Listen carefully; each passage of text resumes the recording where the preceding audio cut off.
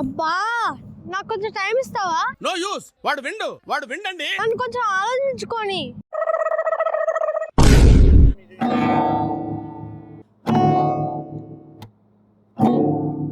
యాందిరయ్యా యాం చేస్తున్నా?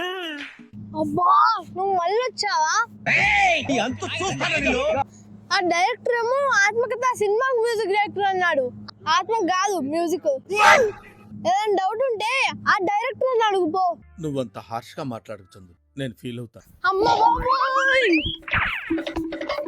అమ్మ బాబోయ్, ఇది వెంటాడుతుండ్రు బాబోయ్, బాబోయ్, అమ్మో.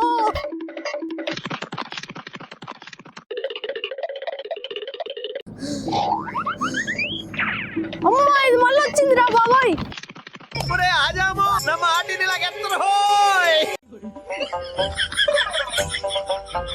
శ్రేయస్, నామాలేంటి? రుద్రాక్షలు ఏంటి? పుస్తకం ఏంటి? ఏమైంది నీకు?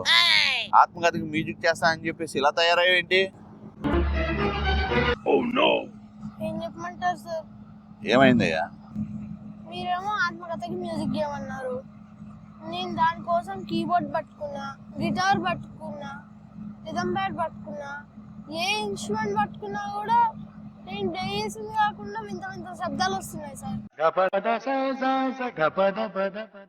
అన్ని పక్కన పడేసి ప్రశాంతంగా నిద్రపోతున్నాను సార్. ఏదో ఒక తెల్లటి ఆకారం వచ్చి నా మ్యూజిక్ అయిపోయిందా అని ఒకటే లేపుతుంది సార్.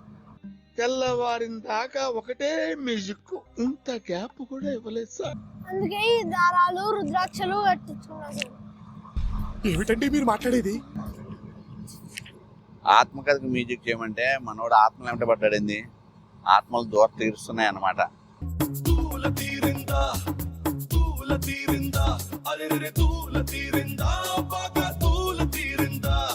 ఈ ఆత్మకథను మీరు అందరూ ఆశీర్వదించండి, పెద్ద సక్సెస్ చేయాలని మనస్ఫూర్తిగా కోరుకుంటూ మీకు థ్యాంక్ యూ. అండ్ మమ్మల్ని సపోర్ట్ చేస్తూ ఈ సినిమాలో యాక్ట్ చేసిన ప్రతి ఒక్క యాక్టర్కి ధన్యవాదాలు తెలియజేసుకుంటూ I wish you all the best.